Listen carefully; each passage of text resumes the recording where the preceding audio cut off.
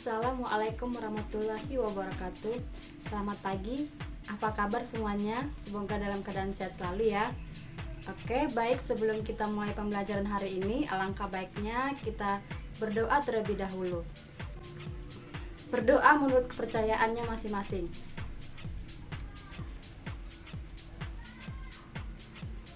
Berdoa selesai. Baik, langsung saja kita bahas materi kelas 12 semester 1, yaitu tentang enzim.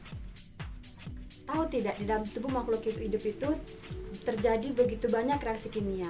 Contohnya yaitu ada dalam tubuh kita. Terjadi reaksi pemecahan zat-zat makanan untuk menghasilkan energi dalam bentuk ATP, atau di dalam tumbuhan ada reaksi fotosintesis. Nah, seluruh reaksi kimia yang terjadi dalam tubuh makhluk hidup itu disebut metabolisme. Reaksi-reaksi kimia metabolisme terjadi sangat cepat. Ada hubungannya dengan kerja enzim. Wah, apa itu enzim? Apakah ada yang tahu? Apa pengertian enzim? Ya, tidak tahu ya. Mari kita bahas bersama-sama. Enzim adalah senyawa kimia berupa protein yang berperan sebagai biokatalisator, di mana bio adalah makhluk hidup dan katalis adalah zat yang dapat mempercepat reaksi. Sederhananya, enzim adalah katalis yang membantu mempercepat reaksi biologis. Nah, fungsi enzim ini adalah untuk mempercepat reaksi biologis, tapi tanpa ikut bereaksi ya. Selanjutnya, struktur enzim. Struktur enzim terdiri atas sisi aktif, yang merupakan tempat penempelan substrat atau senyawa yang akan diubah oleh enzim. Nah, nantinya substrat ini akan mengalami reaksi kimia oleh enzim membentuk suatu produk atau hasil reaksi. Nah, enzim di dalam tubuh kita tersusun atas dua komponen, yaitu apoenzim dan kofaktor. Gabungan antara apoenzim dengan kofaktor dinamakan haloenzim. Lalu apa bedanya apoenzim dengan kofaktor? Apoenzim merupakan enzim yang tersusun atas senyawa protein dan merupakan jenis yang paling mendominasi dari semua struktur enzim yang ada. Sifatnya labil atau mudah berubah, serta kerjanya dipengaruhi oleh suhu dan pH. Nah, sementara itu untuk kofaktor merupakan enzim yang tersusun atas senyawa non-protein. Kofaktor enzim dibedakan atas dua, yaitu kofaktor organik seperti vitamin, flamin atau heim, dan kofaktor anorganik seperti ion-ion logam, magnesium klorida, mangan 2 oksida, dan tembaga. Ion-ion logam ini berfungsi sebagai pusat katalis primer, tempat mengikat tembaga atau substrat, dan stabilisator agar enzim tetap aktif. Berdasarkan kekuatan ikatan terhadap enzim, kofaktor organik dibedakan lagi menjadi dua, yaitu koenzim gugus prostetik. Koenzim adalah gugus yang ikatannya tidak kuat dan mudah untuk didialisis.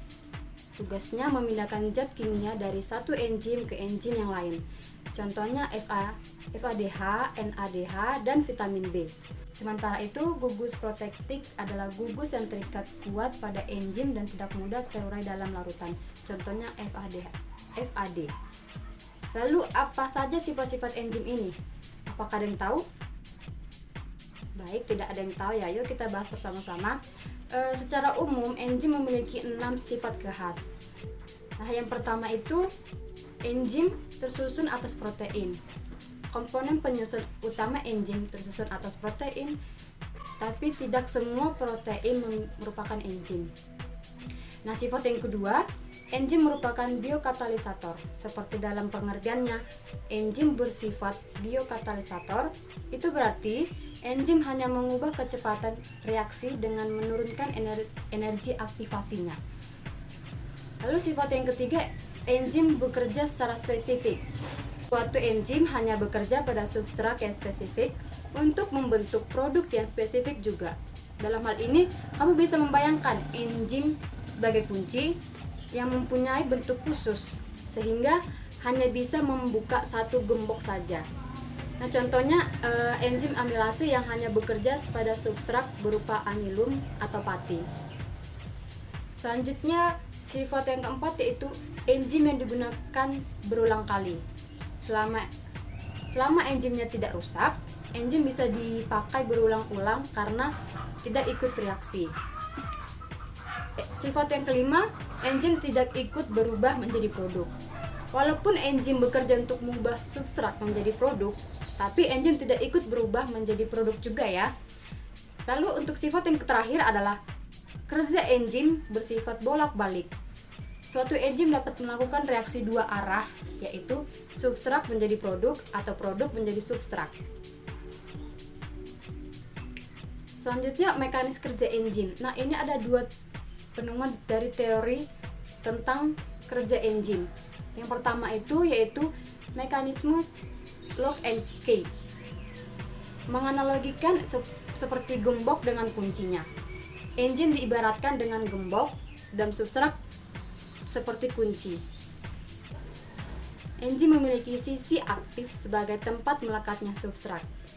Bagian sisi aktif enzim hanya sesuai untuk satu jenis substrat saja. Enzim dan substrat berikatan di sisi aktif enzim. Lalu substrat dirombak atau disusun menjadi senyawa yang lebih sederhana atau kompleks. Nah, teori yang kedua yaitu mekanisme induced fit, yang menjelaskan bahwa sisi aktif enzim lebih fleksibel dalam menyesuaikan struktur substrat. Pada saat substrat memasuki sisi enzim, bentuk sisi enzim akan termodifikasi melingkupi substrat sehingga terbentuk ikatan kompleks antara enzim dengan substrat. Pada kerja enzim ini ada hambatannya. Penghambat kerja enzim atau inhibitor, senyawa kimia secara selektif tertentu dapat menghambat kerja enzim atau inhibisi.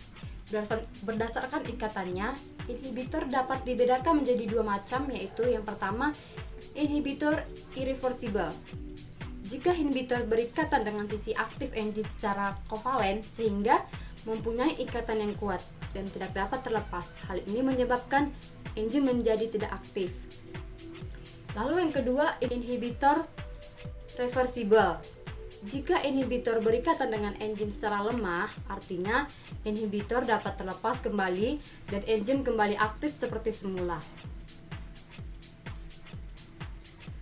Oke, baik, itu saja pembahasan dari saya mengenai enzim. Jadi sekarang kamu sudah tahu ya kalau enzim itu merupakan katalis yang berfungsi untuk mempercepat reaksi kimia dalam tubuh kita. Jika ada yang mau ditanyakan atau ada yang kurang paham, silakan langsung tanyakan pada saya ya. Baik, saya tutup pertemuan hari ini. Semoga kita selalu dalam keadaan sehat. Wassalamualaikum warahmatullahi wabarakatuh.